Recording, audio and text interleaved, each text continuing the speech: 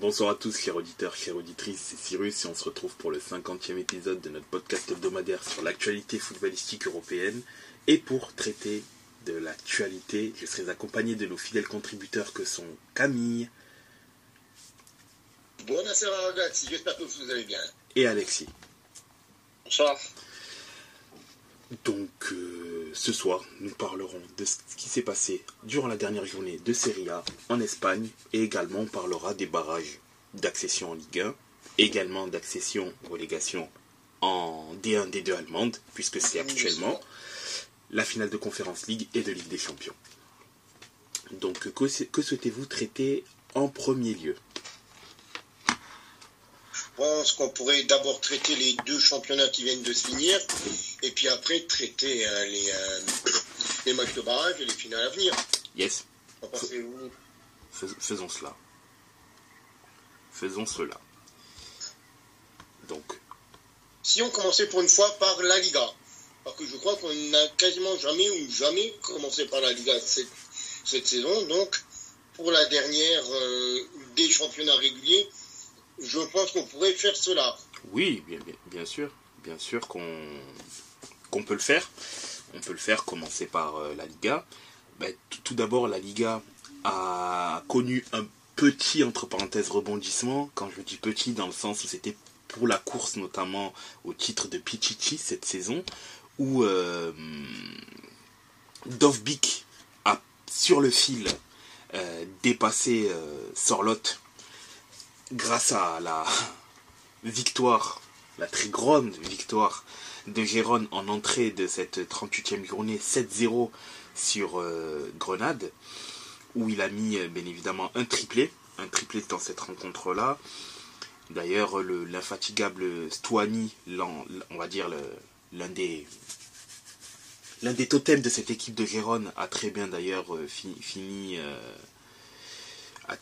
cette saison, notamment en délivrant une passe décisive pour Dovbyk, pour l'aider notamment à pouvoir être Pichichi cette saison. Et donc l'Ukrainien est, avec 24 buts, le meilleur buteur cette saison Pichichi est meilleur buteur de la championnat d'Espagne. Du championnat d'Espagne, c'est cela. Devant Sorloth, le Norvégien, et Lewandowski, Bellingham. Bellingham. C'est ça. Mais Lewandowski ayant plus de passes décisives, donc entre parenthèses, il serait troisième. Il passerait devant. Il passerait devant, c'est ça exactement. Donc très très grosse victoire. Au niveau des contributions goal assist, c'est ça ? Oui, c'est ça. Oui, il est à 19 buts, 8 passes décisives. Là où Bellingham n'est entre parenthèses qu'à 6 passes décisives. Donc sa contribution est un peu plus élevée. Là où je suis un petit peu, excusez-moi le terme, mais sur le derrière, c'est de voir le buteur d'Osasuna, qui est 11e, Budimir, finir 5e des meilleurs buteurs du championnat, quoi. Donc Osasuna, c'est pas vraiment l'équipe qu'on a vu briller cette saison. Et quand tu vois, sur 45 buts, le meilleur buteur en a mis 17. Ce qui veut dire qu'il a mis plus d'un tiers des buts de son équipe. C'est ça exactement. 17 buts de passes décisives, 19 buts passes décisives, quasiment 20 buts sur 20 des 30 buts, il est impliqué. Ouais, c'est quand même assez énorme en effet, oui. Ouais.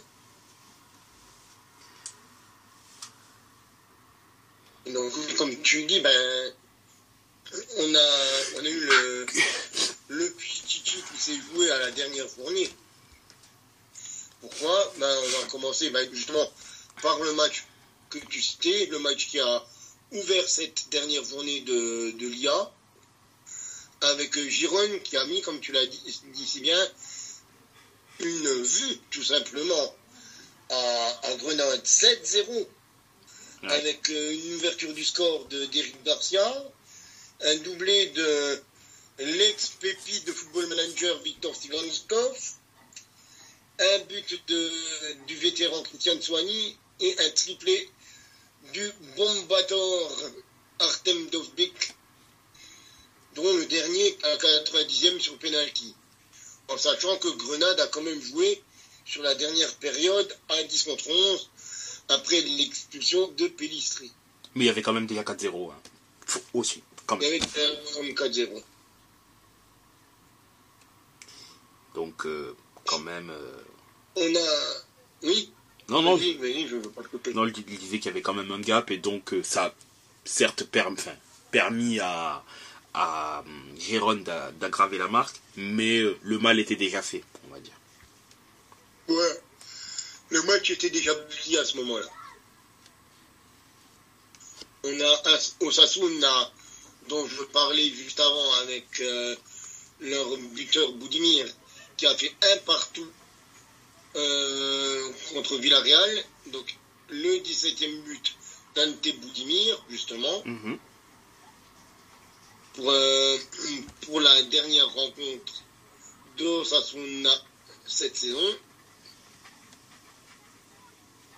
On a également eu un des deux gros matchs, ou trois gros matchs, selon comment on se place, avec la Real Sociedad qui jouait face à l'Atlético et les coéquipiers de notre cher Antoine Griezmann national se sont imposés lors de la dernière journée 2-0.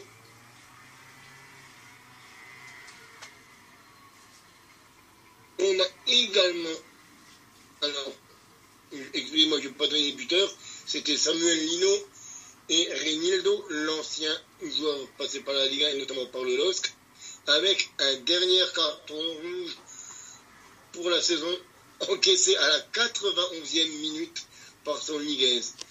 Donc non, notre Grisou national n'a plus été décisif au niveau des buts sur la dernière journée. Malheureusement pour lui. On parlait de la claque qu'a mis Girone à Grenade. Que dire de celle de Almeria face à Cadiz?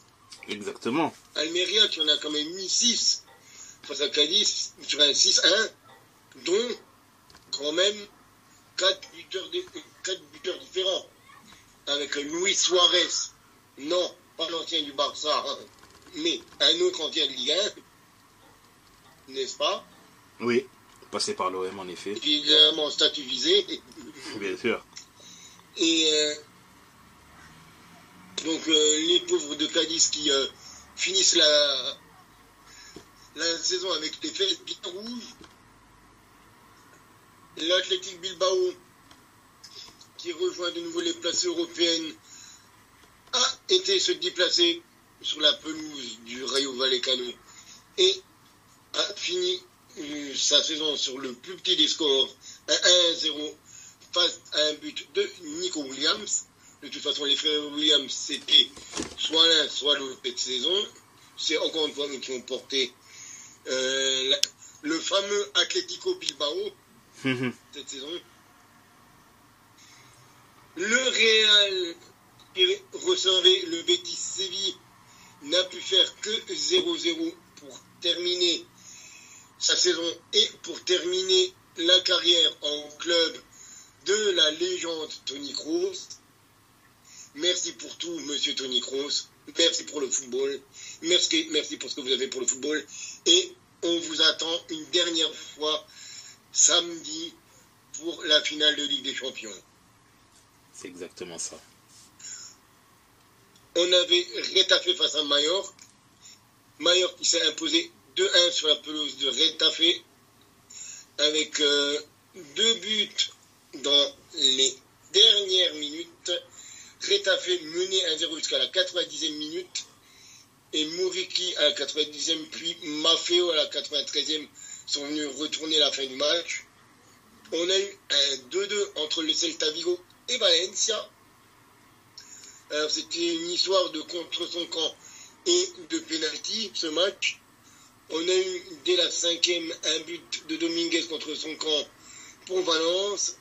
La 49e Aspas sur penalty, la 60e Alberto Mari pour Valence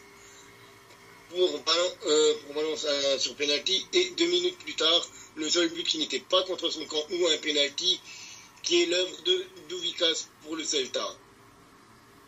On a Las Palmas qui, pour son dernier match de la saison à domicile, recevait Deportivo Alavés et ça s'est fini sur un partout. Et le dernier match, c'était hier soir, c'était le FC Séville qui recevait le Barça. Et le Barça a terminé sa saison et a offert un départ, peut-être, un Je reste, un Sekeda, à Xavi pour une victoire 2-1.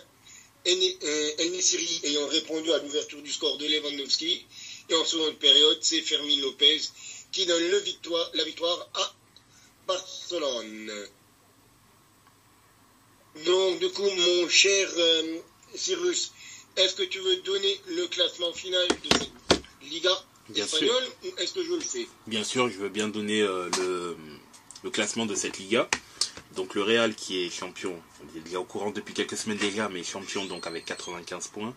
Barcelone, deuxième et donc vice-champion avec 85 points. Gérone, troisième avec 81 points.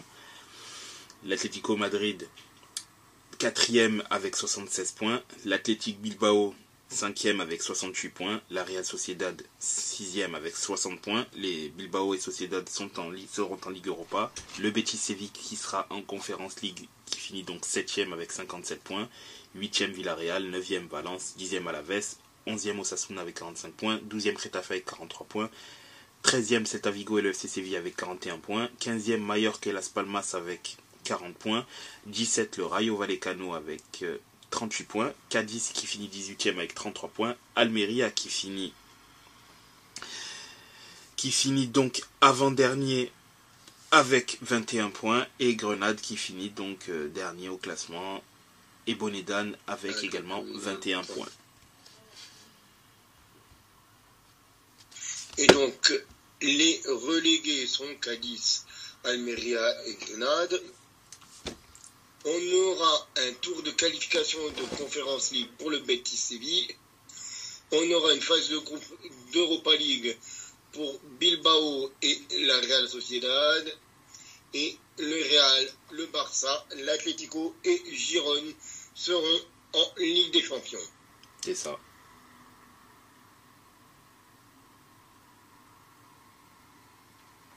N'est-ce pas le moment de checker en Serie A? La Serie A a finalement donné son verdict à un match près, me semble-t-il.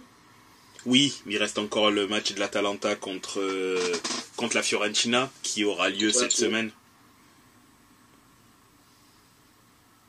Mais hormis celui-ci, effectivement, la Serie A a donné son verdict. Bon, ce match-là n'aura pas d'incidence sur les qualifiés européens, par contre. C'est ça, étant donné que l'Atalanta est déjà qualifié pour la Champions et que la Fiorentina est 8e. C'est ça. Et ne peut plus rattraper ni la Lazio, ni la Roma. Mais du coup, que s'est-il passé sur cette 38e et dernière journée de Serie A? Je vais d'abord faire les matchs qui ne concernent ni ton équipe ni la mienne, mon cher Cyrus. C'est noté. Et après, on pourra un petit peu, tu pourras parler un petit peu surtout de l'Inter, parce que moi je n'ai que survolé ce Juventus Monza. C'est noté, bien sûr, je le ferai.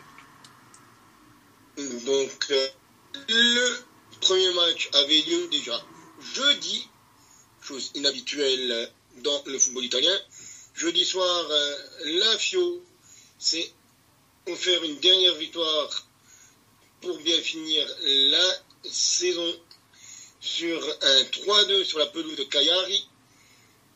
Une victoire vraiment arrachée au forceps sur un penalty à la 90 plus 13, donc à la 103e minute. Ils avaient ouvert le score, la Fio, à la 39e par Bonaventura. Cagliari pensait faire la belle opération en égalisant à la 64e, puis en prenant l'avantage à la 85e minute, mais il fallait compter sur un but de Nico Gonzalez à la 89e minute et un penalty à la 103e d'Arthur, en notant que c'était le dernier match sur un banc d'une des légendes du football italien, Monsieur Claudio Ranieri, dont c'était le dernier match sur un banc en professionnel. Eh oui, le Mister tire sa référence. C'est ça, le Mister tire sa révérence après plusieurs décennies notamment dans l'élite italienne, mais on retiendra aussi son passage dans l'épopée de Leicester, quoi. Oui, oui, bien évidemment. C'était lui le coach de Leicester quand ils ont été champions de Première Ligue à la surprise générale. Passé notamment aussi par la Roma, par la Juve. Donc, bonne retraite, Mister Claudio Ranieri. On avait le Genoa qui jouait Bologne vendredi. Le Genoa a fini aussi sur un 2-0 avec des anciennes connaissances de la Ligue 1, notamment Ruslan Malinovski et Vitinha.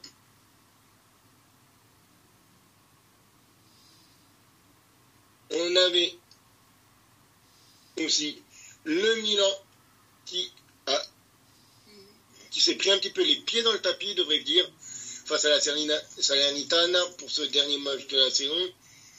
Pourtant, ils avaient bien commencé, les rossoneri, avec des buts de Leao et de Giroud. Mais la Salernitana avait réduit le score face à Nwanko à la 64e, avant que Calabria marque le 3e pour le Milan. Mais Sambia et Nwanko à la 87e et à la 89e minute empêchent le Milan de décrocher une dernière victoire cette saison pour bien finir l'exercice 2023-2024. L'Atalanta, par contre, après sa victoire probante et sa finale probante en Europa League face au Bayer Leverkusen, a bien fini sa saison grâce aux deux hommes en forme sur cette finale, Scamacca et Lukman, et un dernier penalty de Mario Pasalic. Pour une belle victoire pour quasiment finir la saison, vu qu'ils ont encore un match à jouer contre la Fiorentina. Naples, dont la saison a été longue et compliquée, c'est pour faire un dernier match nul, au sens propre du terme, nul et vierge face à Lecce 0-0. Empoli qui a réussi la sensation de s'imposer encore face à la Roma, grâce notamment à un but d'Embanyang à la 93e minute pour donner la victoire aux joueurs d'Empoli face au club de Daniele De Rossi. L'Udinese s'est imposé 1-0 sur la pelouse de Frosinone. Et la Lazio a fait match nul 1-0 face à Sassuolo, sachant qu'il y a une partie de la 29e journée qui sera encore à jouer entre l'Atalanta et la Fiorentina. Je te laisse maintenant, mon cher Cyrus, la parole pour raconter ce que tu as encore à nous raconter sur ce dernier match de l'Inter. Donc le dernier match de l'Inter entre les Las Vérone et l'Inter de Milan. Il y a eu globalement un turnover qui a été effectué, bon, tout à fait logique, hein, dernier match de la saison, Lautaro était sauf miracle assuré de finir meilleur buteur du championnat. Bon, c'était le temps de pouvoir donner du temps de jeu à des joueurs qui ont peut-être pas eu totalement du temps de jeu, notamment ces dernières semaines, notamment Arnautovic, Emile Odero. Bissek, Fratesi qui a du temps de jeu mais qui n'est pas totalement titulaire et qui n'est pas titulaire dans les matchs importants notamment, Carlos Augusto également, Bissek et Dumfries qui est également en ballottage au niveau du poste de titulaire à droite. Donc et ensuite d'autres joueurs au niveau des remplaçants puisque le troisième gardien de l'Inter va rentrer en jeu, Aslani, Sanchez, Cuadrado également va rentrer en jeu, Buchanan également. Mais sur ce match-là, on va dire que moi j'ai trouvé que l'Inter était globalement assez en vacances, je dirais. Certes, elle a eu sa domination habituelle au niveau de la possession de balle, au niveau des occasions, mais je trouve quand même qu'elle a été assez permissive, que l'Hellas Vérone a eu énormément d'occasions, énormément d'opportunités pour pouvoir marquer. Et d'ailleurs, elle l'a fait, elle a mis 2 buts. Rares sont les fois cette saison où l'Inter prend 2 buts.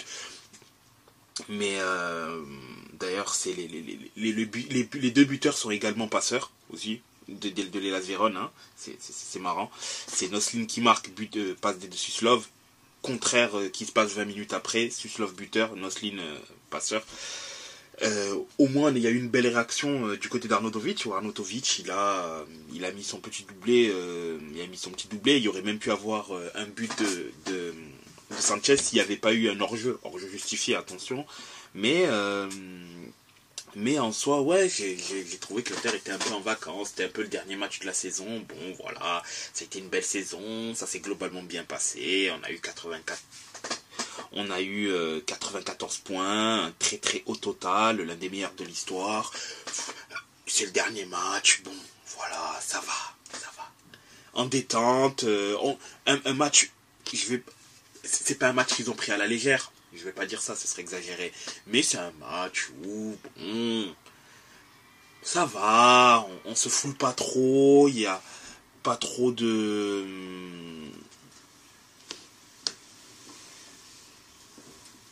On se foule pas trop, on laisse des occasions, on laisse le jeu se faire, et puis bon, ça va quoi, ça va.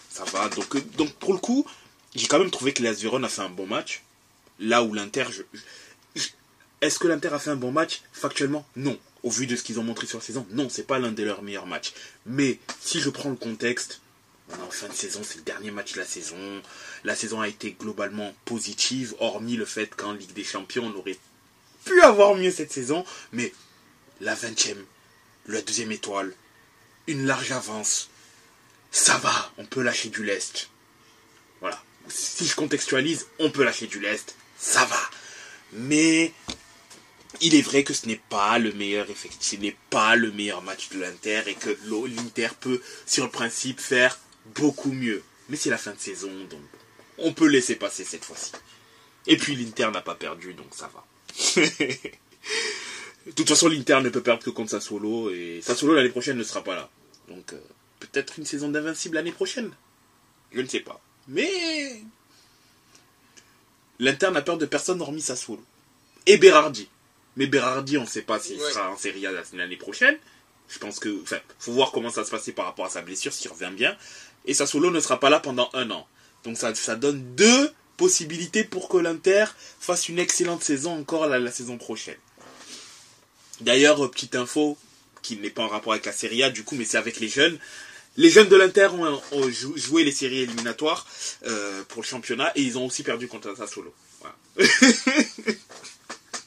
Pour dire à quel point le mal semble profond, mais voilà.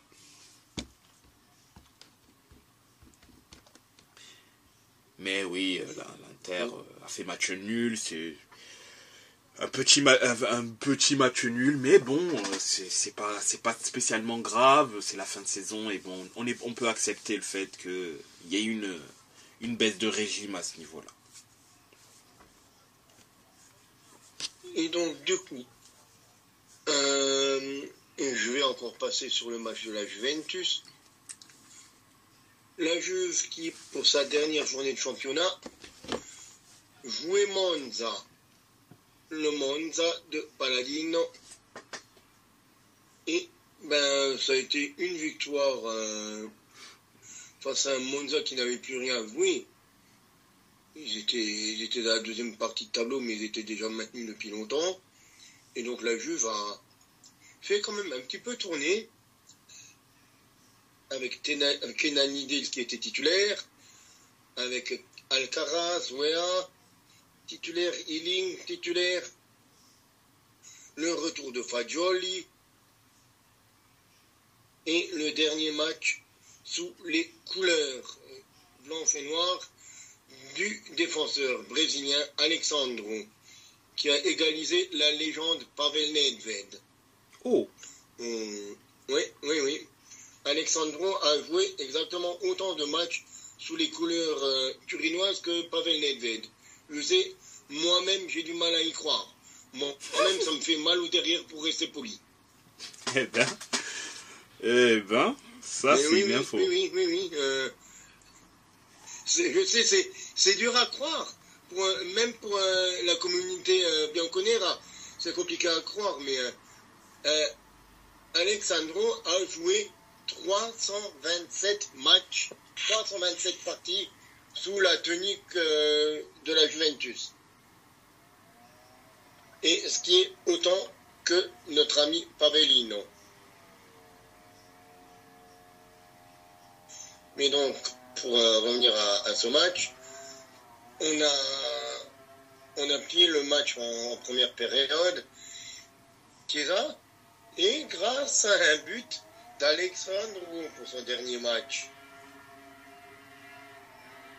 Et puis bon, après, on a fait tourner encore, on a fait rentrer quelques noms. On a donné première minute aussi à Thiago Giallo. On a fait jouer Hans Nicolo Caviglia. On a fait rentrer Pinzolio pour qu'il puisse s'afficher son titre de champion pour dire qu'il était là. Bon, le Monza aura encore un carton rouge, mais en toute fin de partie, à la 90e, par Zerbin. Bon, c'était vraiment plus qu'anecdotique.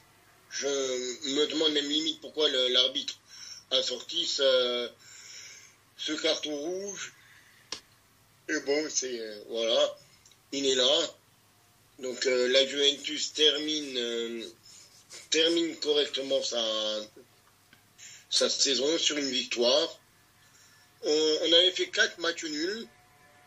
Et ben là, on finit sur une victoire. C'est bien.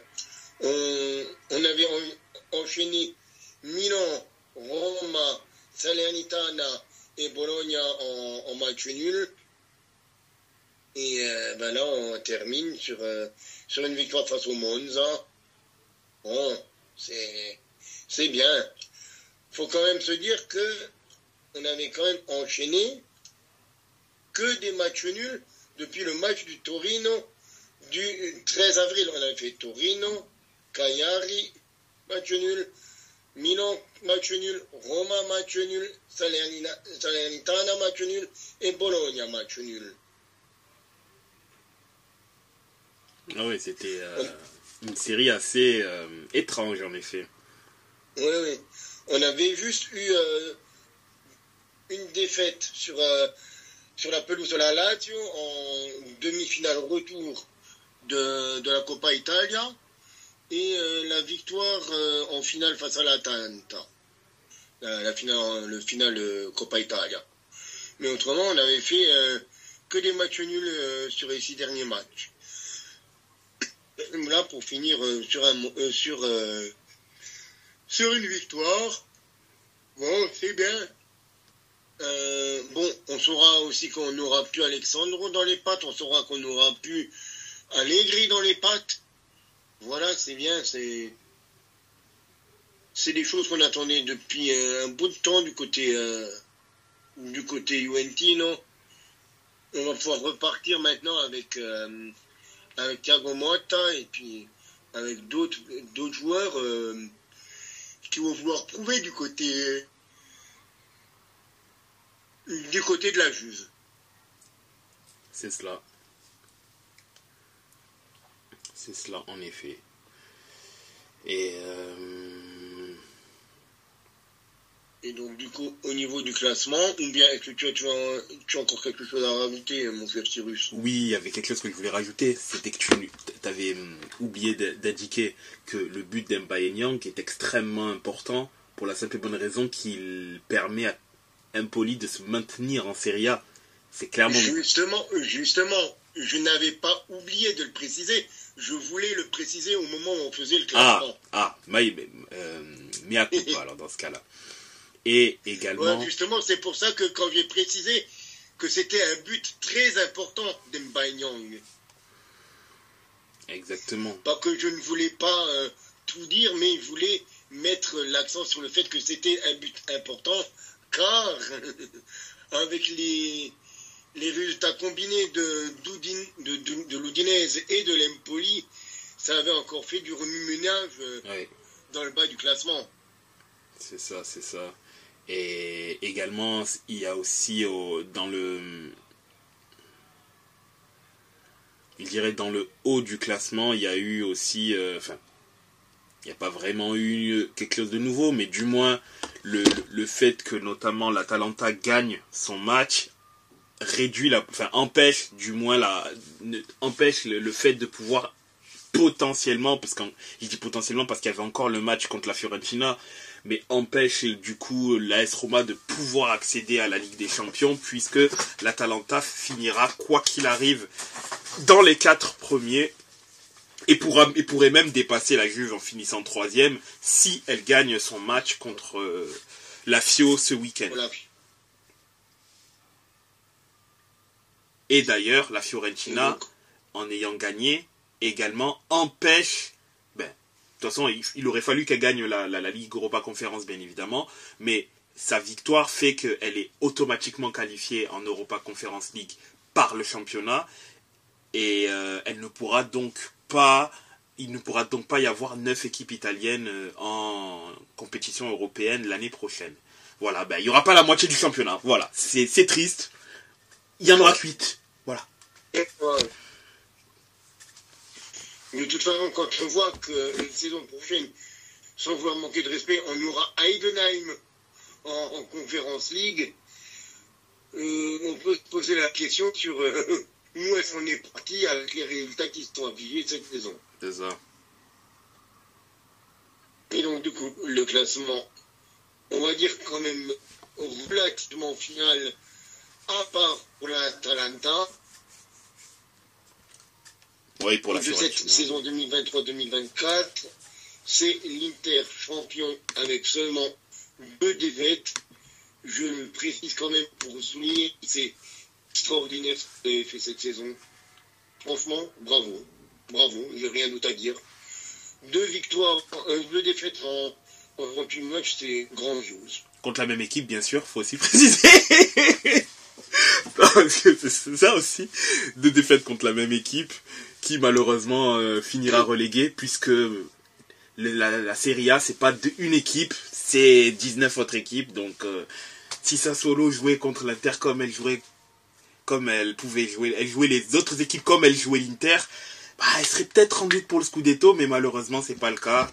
Et donc t'inquiète pas qu'en général, quand ils jouent la Juve, ils étaient pas mauvais non plus.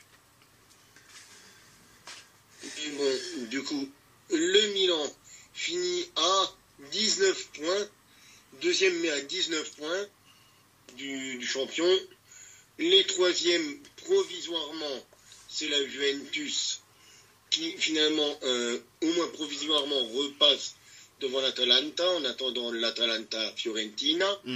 La Fio est provisoirement 4e et donc pourrait encore, comme tu l'as dit si bien tout à l'heure, repasser devant la Juventus en fin de saison. Le Bologna est 5e et une qualification historique en Ligue des Champions. La Roma est 6e, la Lazio est 7e, la Fio est 8e, Torino est 9e, le 10e c'était le champion au titre, le Napoli. Le Genoa est 11e, 12e Monza, le 13e c'est le Hellas Verona, 14e Lecce, le 15e Udinese, qui s'est imposé lors de son dernier match, donc qui finit à la 15e place. Le Cagliari est 16e. Empoli, du coup, qui s'est maintenu grâce à sa victoire, est 17e et passe devant Frosinone, qui était 16e au début de cette 38e journée. Et du coup, Frosinone qui passe avec les victoires de l'Udinese et d'Empoli qui passe relégable et relégué, du coup, 18e, et qui accompagnera Sassuolo et la Salernitana en Série B la saison prochaine. Et pour le coup, c'est vraiment dommage. Hein. Par exemple, c'est vraiment dommage. Il y a des joueurs qui font de très belles saisons à Frosinone. Et je me dis, justement, on n'en parlait pas tout le temps, hein, mais par exemple, Mathias Soulé, lui, il fait une très belle saison. Bon, il reviendra à la Juve, hein, évidemment. Je le vois très très mal retourner, aller jouer en Série B. De toute façon, son prêt se finit là. Mais... Ça, Mathias Soulé, de toute façon, il est question qu'il reste et qu'il soit clairement intégré dans le projet de Motta la saison prochaine, Mathias Soulé. Et ça serait mérité. Ça serait complètement mérité à ce niveau-là. Hein. Donc, vraiment... Et il y a aussi Barrenechea qui va revenir à la Juventus.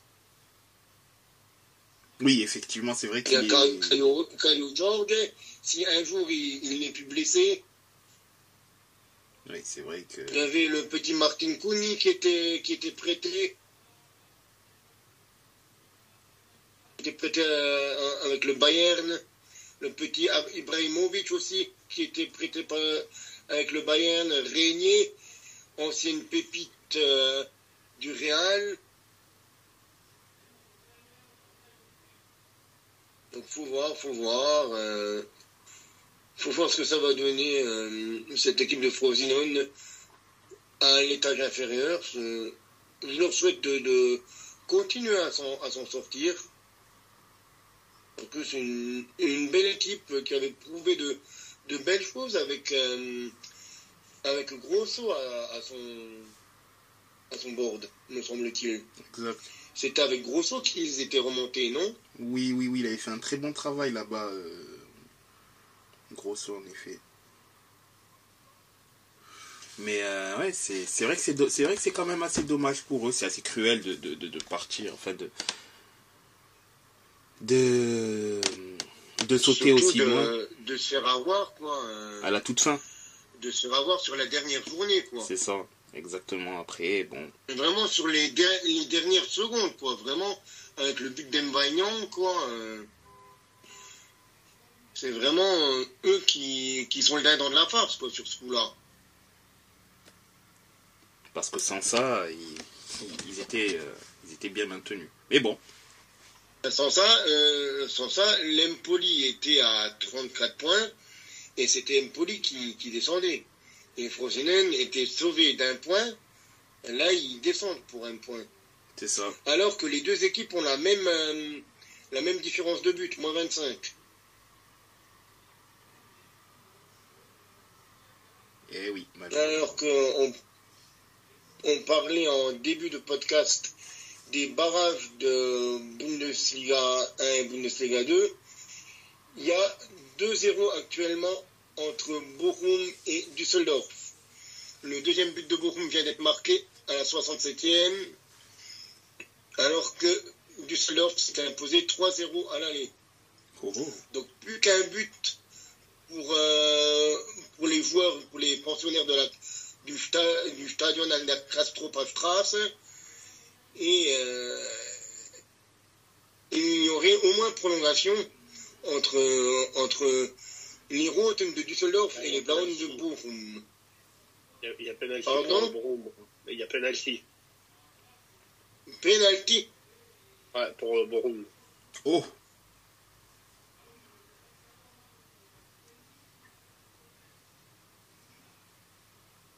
Quel match. Mais il va y avoir la VAR.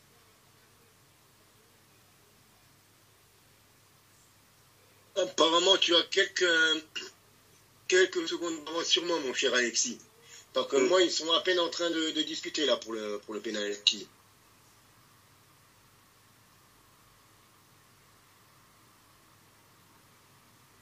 Donc peut-être est quand même très au-dessus sur cette rencontre. Alors oui, ils sont obligés de rattraper ce 3-0, mais sur ce match, ils sont clairement au-dessus. Ah ils sont autant au-dessus Bochum que Düsseldorf l'était au match aller. Exactement. Et oui, il y a pénalty clair, net et précis pour Bochum. Le joueur de Düsseldorf te fait un angle impossible avec son bras et le ballon vient se coller exactement dans le trou que fait son bras.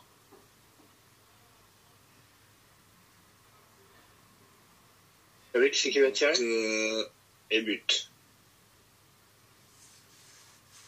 Et voilà, il m'a spoilé. Vilain Alexis, va. C'est pas bien de spoiler les copains, on te l'a jamais dit.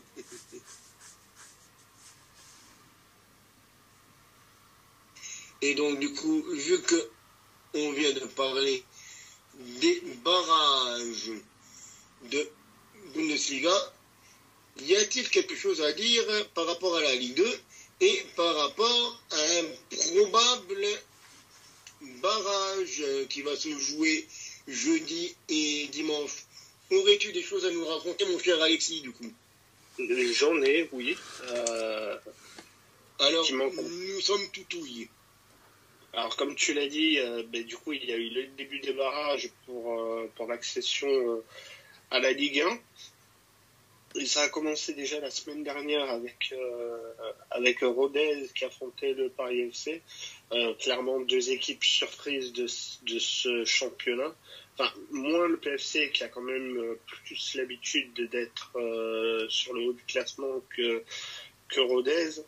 On se rappelle Rodez qui se maintient à la dernière journée l'an passé. Donc du coup, c'est aussi les deux équipes qui méritent cette année. Donc voilà. Au niveau du match, on a assisté quand même à un assez beau match, je trouve. Il y a eu 2 partout. Et c'est les Parisiens qui ont ouvert le score à la 4e minute. Ensuite, c'est Rodez qui a égalisé à la 8e pour prendre l'avantage à la 33e. Et le PFC qui a égalisé à la 97e. Donc du coup, pas de prolongation sur ces barrages. Il n'y en a pas eu non plus. Enfin, il n'y en aura pas. Enfin, il n'y en a pas eu vendredi. Et donc place au tir au but. Et puis là, on a quand même eu assisté à une séance de tir au but assez genre foot en folie pour ceux qui connaissent. C'est les Parisiens qui ont commencé à tirer, qui ont mené 1-0. Derrière, Rodez a raté ses 3 pénaltys. Le Parisien a mis le 3e. Donc 2-0 pour les Parisiens. On pensait que le PFC allait finir par se qualifier. Puis au final, non. Rodez a mis ses 3 tirs suivants. Et les Parisiens ont raté leurs 3 derniers tirs au but. Donc, mais du coup, victoire de Rodez au penalty 3-2. Et de ce fait, donc, qualification pour la demi-finale du barrage, donc, qui était vendredi face à Saint-Étienne. Et moi, le premier, je pensais que Rodez pouvait faire quelque chose. Malheureusement, je m'en fiche un peu. Mais pour les supporters de Rodez, malheureusement, ça s'est pas passé comme ils l'avaient prévu. Victoire donc des Stéphanois 2-0. C'est Cardona qui avait ouvert le score un peu après l'heure de jeu. Et en fin de temps additionnel, c'est Nathanael Mboukou qui est quand même qui est passé par la Bundesliga et Augsbourg, il me semble. Donc voilà, victoire des Stéphanois 2-0. Et du coup, on aura jeudi et dimanche sur match aller-retour, le match entre Saint-Étienne et Rodez, Saint-Étienne et Metz, pardon. L'aller qui se jouera à Geoffroy Guichard, donc jeudi. À Saint-Étienne. Ouais, et match retour. Match retour dimanche à Saint-Symphorien. Voilà, à 17h. Faire un petit. Parce que je cherchais ça tout à l'heure, du coup, sur entre guillemets, le palmarès des vainqueurs des barrages.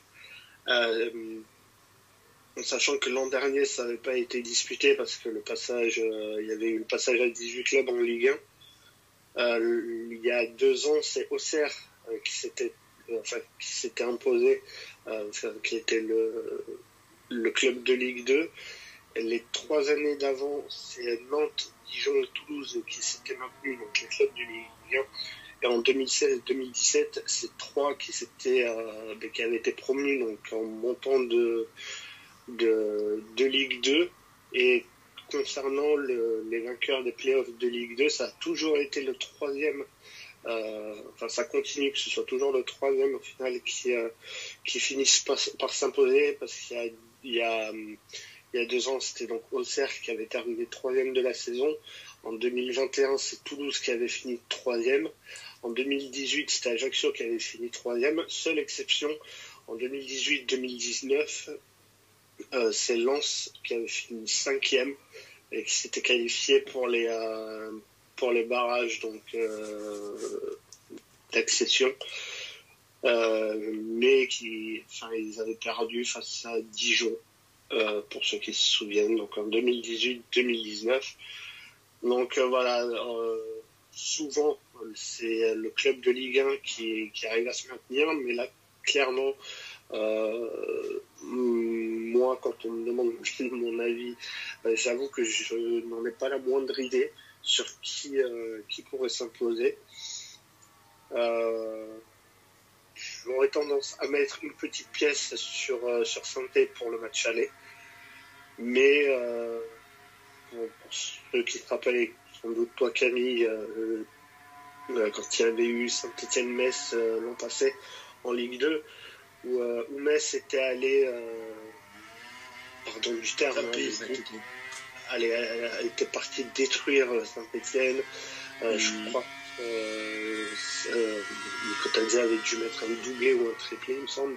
Ouais, on avait fait 4-0, je crois, quelque chose comme ça. 3-1 pour Metz, ouais. À Geoffroy Guichard. Toi, j'avais 4 buts en tête. Le match retour, je sais plus, mais je pense que ça va être très ouvert. Maintenant, je pense que l'avantage de l'aller sera pour les Stéphanois avec le public. Ils annoncent un stade comble jeudi. Maintenant, si ça fait... Le stade sera aussi con, je peux quasiment te le dire maintenant, dimanche, du côté de Saint-Symphorien. Si Saint-Étienne n'encaisse pas de but jeudi, je pense qu'ils auront fait un grand pas. Maintenant, s'ils en prennent un, ça risque d'être très compliqué au match retour. Mais je pense que Saint-Étienne peut le faire. Franchement, je pense aussi que Saint-Étienne peut le faire. Je n'espère pas, évidemment. Étant natif de Metz et suivant le FC Metz depuis 30 ans maintenant, évidemment que j'espère que les Grenats restent en Ligue 1.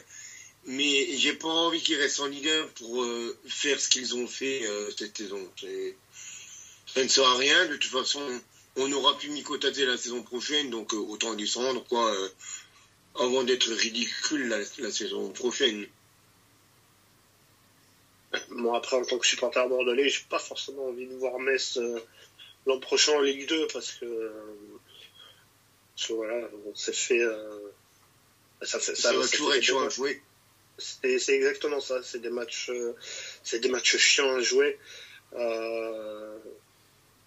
Après, il y a plus d'amitié entre les supporters bordelais et stéphanois que bordelais et messins. Mais Metz, ça a toujours été des matchs chiants à jouer à 3-4. À Saint-Symphorien, ça a toujours été compliqué. Et pourtant, c'est plus la forteresse que c'était il y a une vingtaine d'années. Ah oui, mais je m'en rappelle, hein, personnellement, il y a 20 ans, notamment le titre de 99, c'était vraiment très chiant à aller jouer là-bas. Fallait venir gagner à Saint-Symphorien. Mais bon, personnellement, j'ai toujours trouvé que c'était une équipe chiante à jouer.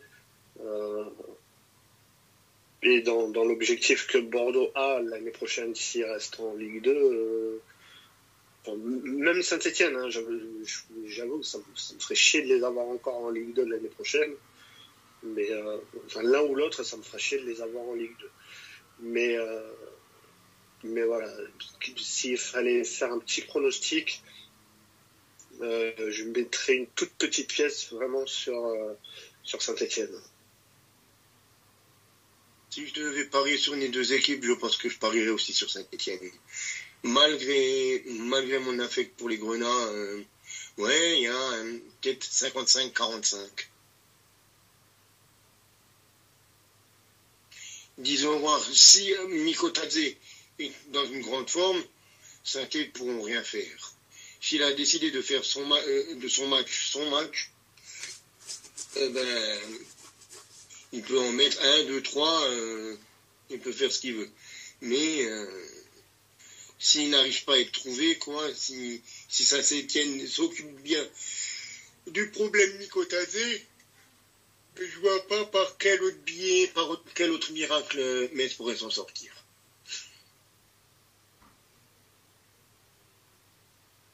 C'est l'an dernier. Donc Mikotadze, on avait mis 2. Metz menait 3-0 après 26 minutes de jeu. D'ailleurs, les Messins avaient pris un rouge en fin de match. Mais ouais, je pense que si, effectivement, comme tu l'as dit, si Mikotadze fait ce qu'il faut, ça sera entre guillemets suffisant. Mais voilà, je ne change pas mon pronostic et je mettrai quand même une petite pièce sur Saint-Etienne. Messieurs, qu'est-ce que vous en dites si on faisait encore une petite pause avant de parler de nos pronostics pour les 2 finales de Coupe d'Europe qui nous restent encore à voir, que ce soit mercredi ou ce week-end, c'est-à-dire la Conference League et la Champions. Faisons cela. Et bien, à tout de suite. Et donc, concernant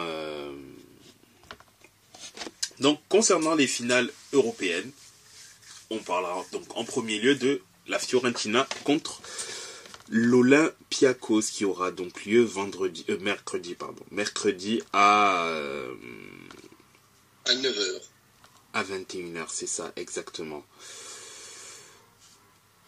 Déjà, faut peut-être déjà resituer qui ils ont sorti en demi-finale. Oui. Parce que... Le parcours, surtout, de l'Olympiakos. La Fio a... Pardon ? Le parcours, puisque quand même, au-delà des demi-finales, l'Olympiakos a quand même éliminé Fenerbahçe en quart aussi. C'était pas aussi donné. Oui, on va peut-être passer juste à partir des 8e. C'est ça. Parce que les phases de poule... Oui, les phases de poule, en effet, c'est vrai que... Effectivement, au niveau des phases de poule. Là où l'Olympiakos a pris le... J'ai pas envie de me tromper, je crois que c'est le Maccabi Tel Aviv. Maccabi Tel Aviv, oui. Voilà, le Maccabi donc a pris le Maccabi Tel Aviv et a fait une grosse remontée quand même, parce qu'elle a perdu l'aller 4-1 et a gagné 6-1 au retour, quand même. C'est original, mais bon, c'est les charmes de l'Europe. Hein. En quart de finale, elle dispose de Fenerbahçe grâce à sa victoire à l'aller où elle gagne 3-2 et fait match nul 1-1 match nul 1-1. Donc, elle perd 1-0, parce que c'est ça la vraie. Elle perd 1-0 et au penalty, elle se qualifie puisque... C'est ça au tir au but, ouais. C'est ça, au tir au but. 3-2 au tir au but. 3-2 au tir au but, c'est ça, exactement. Et en demi-finale, la sensation où elle élimine le gros favori pour la compétition Aston Villa en disposant de 4-2 à l'aller et 2-0 au retour. Et donc se qualifie. C'est ça, il s'impose à l'aller et au retour. C'est ça, exactement. À Villa Park et à la maison. Et au Carré, 4-6 au retour. C'est ça. Là où la Fiorentina bat le Maccabi Haïfa 4-3 et ensuite fait match nul. En quart de finale, elle bat le Victoria Plzen. En demi-finale, elle bat Bruges. Et elle donc se qualifie pour sa deuxième finale d'affilée en Conference League. Ce qui est drôle quand même, c'est que les deux finalistes ont sorti des équipes israéliennes en huitième. C'est ça exactement. Entre le Maccabi Haïfa et Tel Aviv pour l'un et pour l'autre.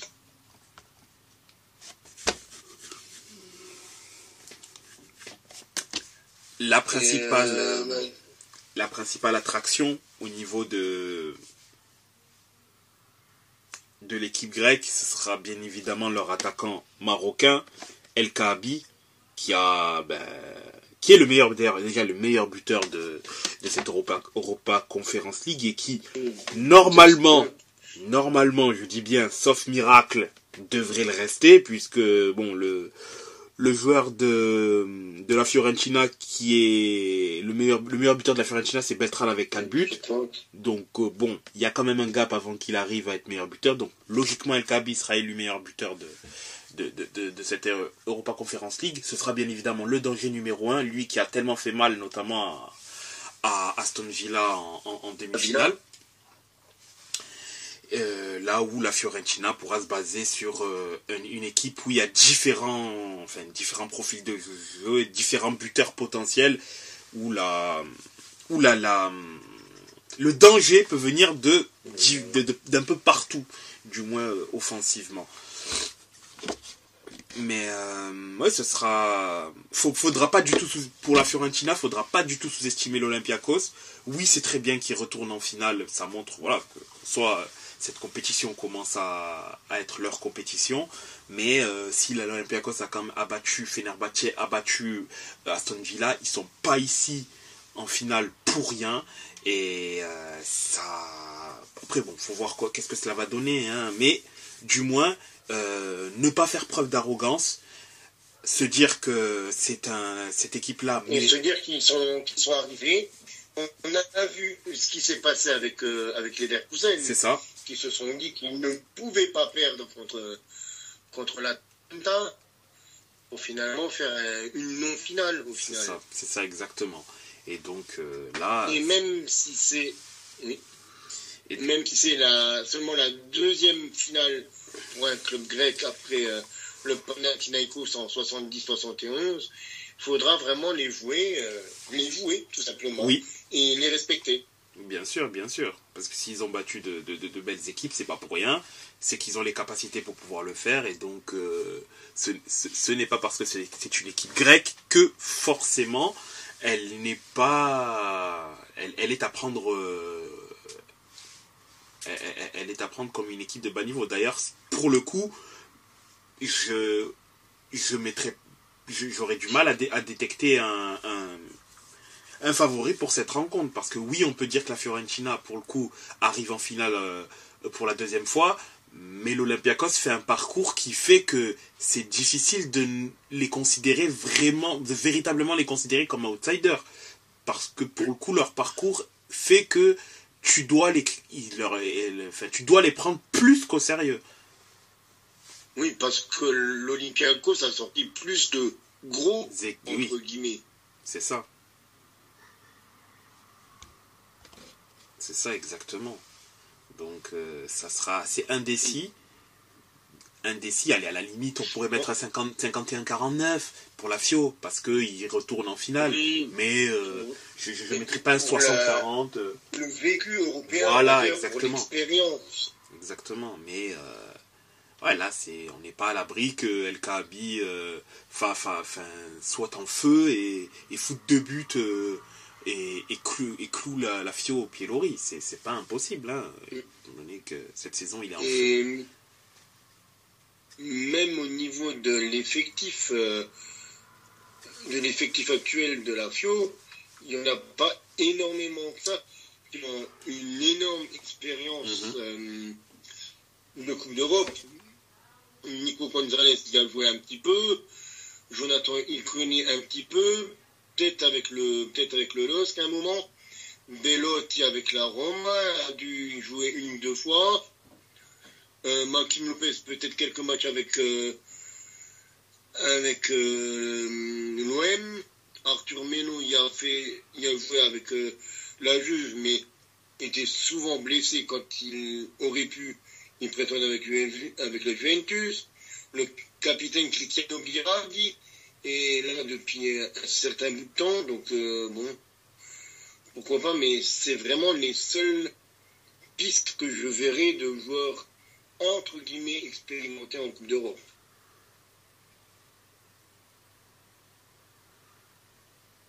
Et mine de rien, l'Olympiakos, il y a plusieurs joueurs intéressants. Ah, oui.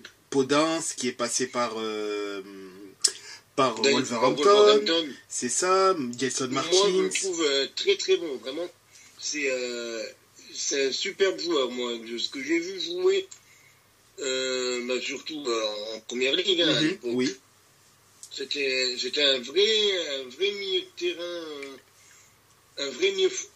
il jouait beaucoup de milieu de terrain offensif, et moi, je le trouvais, je vais pas dire que c'était un vrai 10, parce que il joue beaucoup sur les côtés, surtout, mais il avait une qualité de second attaquant, d'ailier, de mec qui tourne autour d'une pointe qui valait vraiment le coup. Et puis je me suis souvent demandé pourquoi il n'avait pas été dans un plus gros club, tout simplement. Faut appeler ça un FA, sans faire offense au Sporting, à l'Olympiakos ou aux Wolves. Il aurait pu peut-être préciser un peu plus haut, peut-être pouvoir jouer un peu plus haut, je sais pas, un Tottenham, un Newcastle, un match comme ça. C'est vrai, c'était pas impossible. Un Séville, un Atlético en Espagne, une Fio peut-être justement en Italie. Après, il est que prêté, hein. Il est que prêté à l'Olympiakos, il appartient toujours aux Wolves. Mais ouais, il fait une plutôt bonne saison. Oui, mais bon. Donc, mais c'est vrai que pas. Il a quand même 28 ans. 28 ans, c'est vrai. Mais après, je trouve qu'offensivement, quand même, l'Olympiakos, c'est pas mal. Hein, ils ont quand même un peu de matos. Que ce soit Podence, Gelson Martins, Jovetic. Oui, Jovetic est là-bas. C'est l'équipe des éternels espoirs, en fait. C'est ça. Donc, Gelson Martins, ancien grand espoir. Jovetic, ancien grand espoir. Podence, espoir déçu quand même aussi. El Arabi, le grand Youssef El Arabi du Stade Malherbe de Caen. C'est ça. André Horta, dont on attendait quand même plus, quoi, après ses belles saisons à Braga.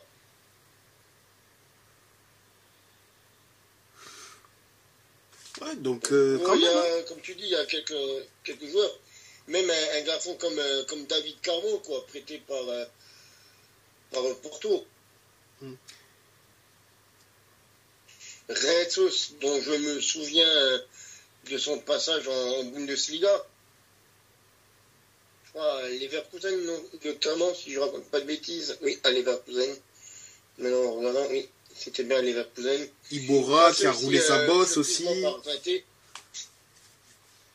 Ibora, Vicente Ibora, l'ancien de Séville, Leicester et les Villarreal, il avait 36 ans aujourd'hui, mais il a bien roulé sa bosse. Voilà, c'est un joueur d'expérience qui a connu des joutes européennes aussi, donc ouais, il y a quand même du matos pour pouvoir faire quelque chose. Donc attention du côté de la Fiorentina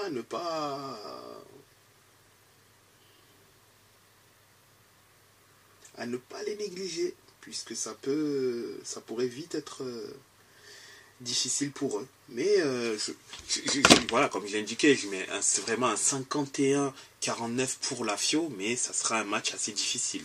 je pense que ça sera quand même un match difficile ou si la ça sera un match difficile si la Fiorentina sous-estime l'Olympiakos. Ah oui, faut surtout pas qu'il les sous-estime.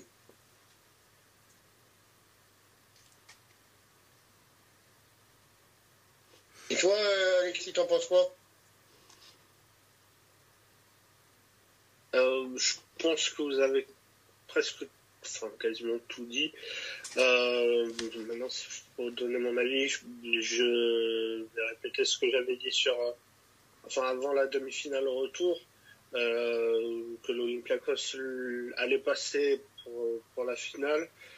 Maintenant, sur cette finale, j'aurais tendance à mettre un tout petit avantage en faveur de la Fiorentina, notamment dû à leur histoire en Europe, etc.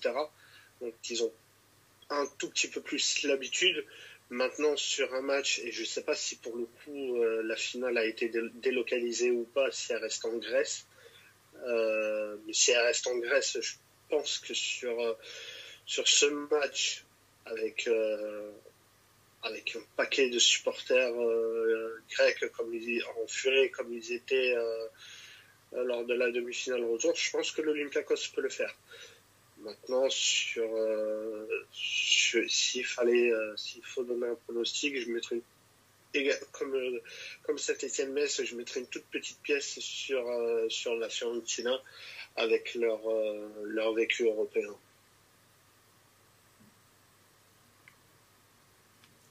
Ok.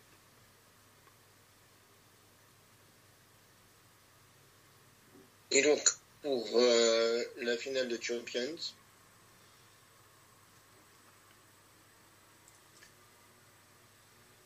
Et je terminerai, moi, avec pour la Champions. Je vous laisse dire et après, je terminerai. Oui, Alexis, vu que tu as parlé en dernier pour la conférence League, je te laisse commencer pour la Champions. Je veux bien, du coup, merci. J'ai sans doute un tout petit peu plus de trucs à dire sur cette rencontre.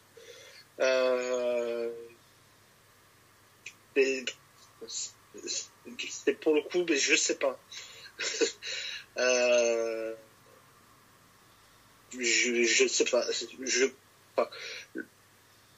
C'est ce qui avait été dit dans un précédent podcast. Le Real et la Ligue des Champions, c'est leur coupe, c'est leur histoire. Maintenant, Dortmund n'est pas là par hasard. Ils ont sorti le PSG en demi-finale, ils ont sorti l'Atlético. Je pense que le premier quart d'heure sera compliqué. S'ils arrivent à passer ce premier quart d'heure sans trop encombre, ils prendront confiance au fur et à mesure de la rencontre. Maintenant, je suis pas un grand fan du Borussia. J'aimerais les voir lutter avec le Real. Et j'irai même plus loin pour le coup. J'aimerais les voir remporter la Ligue des Champions. Maintenant, comme j'ai dit, le Real, c'est leur coupe, c'est leur histoire. Je vois pas le Real passer à côté. Donc là, pour le coup, je mettrais une grosse pièce sur le Real. Même si je pense que le Borussia est capable de poser d'énormes soucis à Madrid. Mais ouais, non, si vraiment il fallait choisir, je dirais le Real. Le Real, mais en ayant pris un but, donc un 2-1 ou un 3-1, je pense que ce sera le score.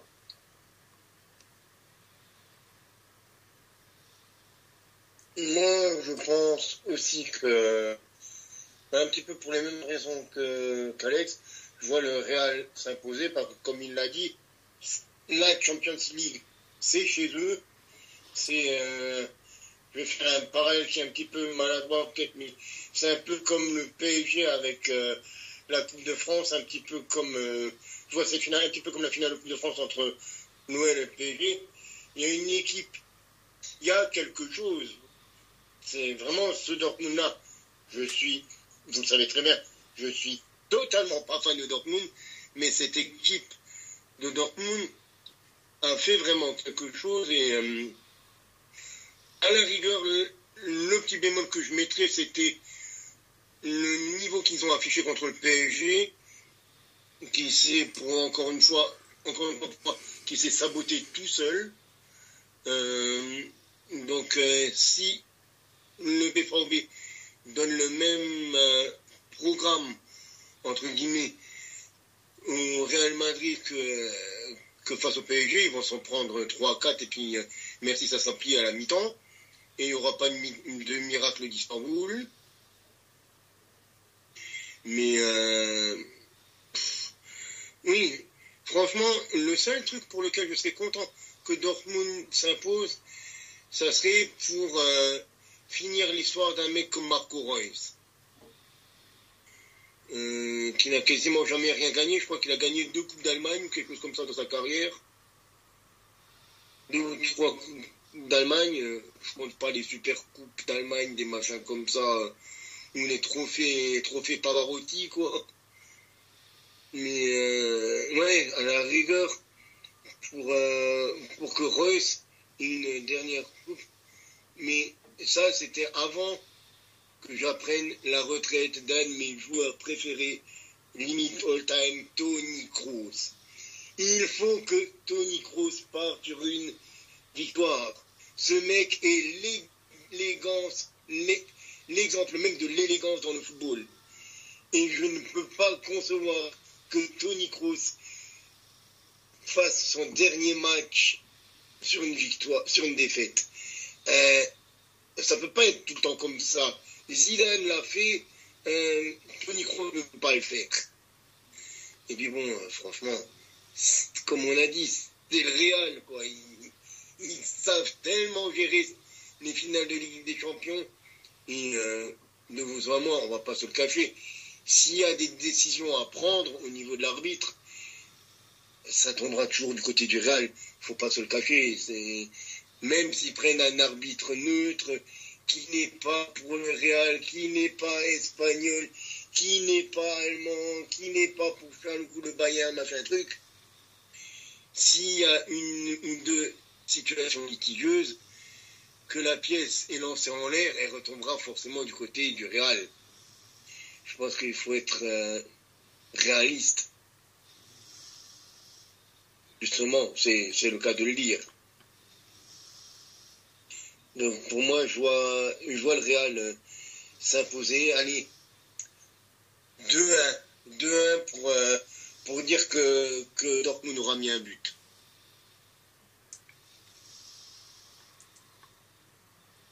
Et j'espère un bon match de nos Français, de nos petits Français. D'ailleurs, si tu veux le nom de l'arbitre, il s'agira de Slavko. Pardon, hein, mais je risque fort d'écorcher le nom. Donc Slavko Vincic, je sais pas si ça se prononce comme ça, qui est slovène, il y aura un duo d'assistants slovènes. Et le quatrième arbitre et l'arbitre assistant, enfin la VAR, ce sont 2 Français, à savoir François Le Texier et Cyril Munier.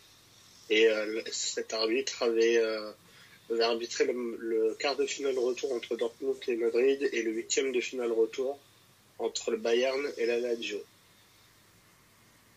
Ok. Ah ben, c'était un bon souvenir pour moi, le Bayern Lazio. J'étais en train de me dire, ce nom-là, je l'ai déjà entendu cette saison. Mais oui, j'y étais à Bayern Lazio, donc oui, c'est pour ça que ce nom avait fait tilt dans ma tête. Et toi, mon cher Cyrus, comment vois-tu les choses du côté de cette finale de C1 ? Alors moi, de mon côté, je pense que si Dortmund veut avoir une chance de pouvoir gagner cette Ligue des Champions, elle va devoir faire un match, le match de leur vie. C'est un match parfait, sans aucune erreur, sans aucune possibilité de pouvoir... elle aura le droit de faire aucune erreur. Et dans aucune minute de ce match-là, parce que malheureusement, c'est ça le problème du Real, c'est qu'elle peut te punir n'importe quand. Que ce soit de la première à la 94e minute, l'Atlético peut témoigner, elle peut te punir n'importe quand. Et est-ce que le Dortmund est capable de faire une prestation solide défensivement ? Oui, ils sont capables de le faire. Mais là, on ne te demande pas d'être solide défensivement, on te demande de faire le match parfait. Parfait. Parfait parce que tu as l'équipe, concrètement, tu joues contre l'équipe qui a la capacité de pouvoir le plus te punir de quelconque manière que ce soit. Et malheureusement, je pense que Dortmund va avoir quelques moments faibles, quelques trous d'air, et que le Real va l'exploiter. Et je vois pas le Real. Après, on a très rarement vu. Moi personnellement, j'ai quasiment jamais vu le Real foirer une finale de Ligue des Champions. De mon vivant, non, puisque de mon vivant, j'ai jamais vu le Real perdre une finale de Ligue des Champions. Mais je ne vois pas le Real perdre. Pas parce que c'est Dortmund, mais parce que ils savent gérer ce match, ils savent gérer ces matchs-là. Il n'y a pas une équipe qui sait mieux les gérer qu'eux. Et que si Dortmund gagne, pour le coup, c'est l'un des plus grands exploits du 21e siècle. Pour dire ce qui est, parce que le Real a fait 8 finales de Ligue des Champions. Je crois que c'est sa 8e finale. Ils en ont pour l'instant perdu aucune, c'est pas pour rien. Et que quand tu perds aussi peu de finales dans ton histoire, c'est que tu as une tradition au niveau de cette compétition-là. Et que ça va être très très très très très difficile pour Dortmund. Est-ce qu'ils sont capables ? Oui, sinon ils ne seraient pas allés en finale. Est-ce qu'ils vont réussir à le faire ? Je ne pense pas. Je pense que le Real est quand même bien favori, un bon 60-40. Et que cette marche-là, si même des équipes impressionnantes, plus fortes que Dortmund sur le papier, ont buté sur ce Real-là, je pense à la Juventus, je pense à l'Atlético du courant des années 2000, je pense à ces équipes-là. Je me dis des équipes ultra fortes, ultra solides ont pu aller en finale et n'ont malheureusement pas réussi à les battre. C'est pas pour que le Real prenne de haut Dortmund et perde. Je pense que le Real va quand même le faire et va réussir à glaner sa 15e Ligue des Champions. Malheureusement pour les supporters de Dortmund. Je pense qu'ils vont le faire. Parce que c'est comme ça et que c'est des tueurs à sang-froid et que c'est le super boss final. C'est pas le boss final, c'est le super boss final. Et que... C'est ça. C'est en fait le boss, quand tu as fini le jeu, et tu crois que tu as fini le jeu, et que d'un coup, il revient en forme démoniaque. C'est ça, exactement. Donc, je pense que... C'est un petit peu dans... Pour ceux qui ont la ref, dans les Tekken, quand tu battais et Hachi et qu'il se retransformait. Oui, c'est ça. Il revient avec une forme finale et que après ça devient encore plus compliqué. Mais je pense que le Real va le faire.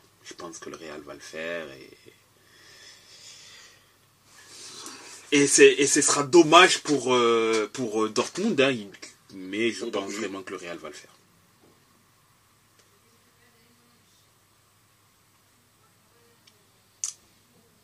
Et messieurs, si on a fait le tour, je pense que il ne nous reste plus qu'à nous dire bonne soirée. Je ne peux pas encore vous dire si je serai au stade dimanche, mais si j'ai l'opportunité d'y être, je serai au stade dimanche pour essayer de vous rapporter le plus d'images possible de Metz Saint-Étienne. C'est entendu. Sur ce, messieurs... Ah, dis-nous Alexis. Bien sûr, Alex. J'avais un petit mot pour conclure podcast. Déjà 50e épisode, déjà ça se fête. C'est vrai.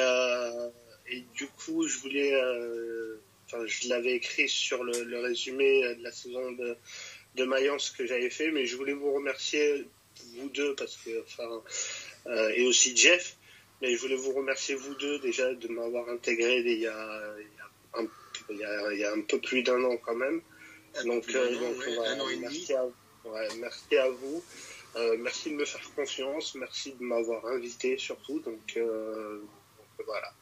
Merci à toi, surtout pour ta présence. Merci à toi d'avoir étoffé notre équipe. Exactement, d'avoir aussi pu apporter ton expertise au niveau de la Ligue 2. Bon, c'était pas volontaire, j'imagine, puisque je pense que tu te voyais quand même plus parler de la Ligue 1 que de la Ligue 2, vu que j'imagine que tu souhaiterais quand même que Bordeaux soit en L1, hein, on va pas se mentir.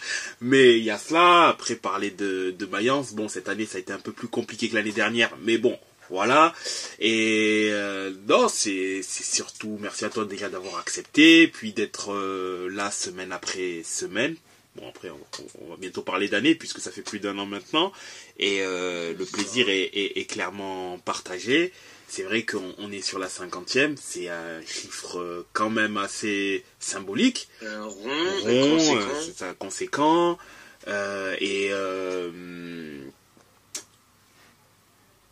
Le tout est... La prochaine étape, ce sera la 100e.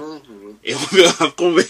Bon, ce sera du coup, je pense. Et puis après, on verra. Franchement, au début, quand on a commencé, je me suis dit, ouais, on va peut-être en faire 3, 4, et puis après, on verra bien ce qui va se passer. Et puis là, c'est bon, 50 maintenant déjà. C'est ça, c'est vrai.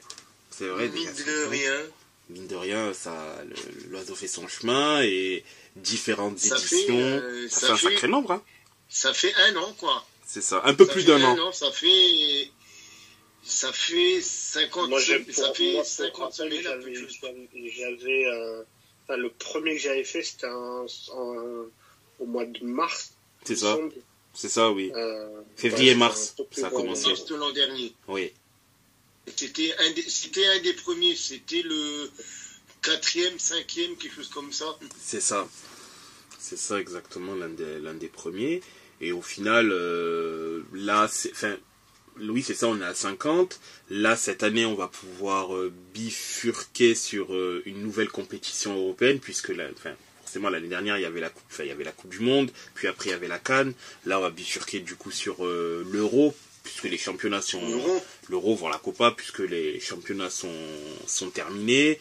Puis, il y a eu également les hors-séries, où on pouvait se permettre d'autres libertés à parler autour du football, même d'autres parler avec d'autres personnes supportant d'autres clubs, d'autres intervenants également, donc sur des sujets un peu plus légers, entre parenthèses, ou même pas, tout dépendait aussi de l'actualité. Par exemple, l'année dernière, on a eu la chance d'avoir plusieurs clubs italiens aller loin en Ligue des Champions, on a pu du coup discuter avec eux. Si c'est le cas l'année prochaine, je pense que ça sera aussi possible. Le fait d'avoir plusieurs intervenants également en Ligue 2, c'est vrai que au fil du temps, le podcast on arrive se développe, on trouve de plus en plus la formule, on a trouvé globalement une formule. Après, bien évidemment, elle va pas rester la même tout le temps, mais c'est vrai que là, on sait plus facilement globalement comment le structurer. En sachant qu'à la base on le faisait en une fois, mais c'est vrai qu'en termes d'horaire c'était long et surtout dur. On faisait du 21h, 1h du matin, c'est ça, alors que le subdiviser en deux c'est plus simple déjà, puisque globalement ça dure 1h30, 1h40, et déjà c'est plus simple à ce niveau-là, au niveau personnel et aussi par rapport au sujet traité. Et après ça n'empêche pas que si éventuellement il y a beaucoup de choses à dire, ça fasse un peu plus qu'1h30, mais déjà ça permet d'avoir plus d'amplitude et c'est toujours mieux.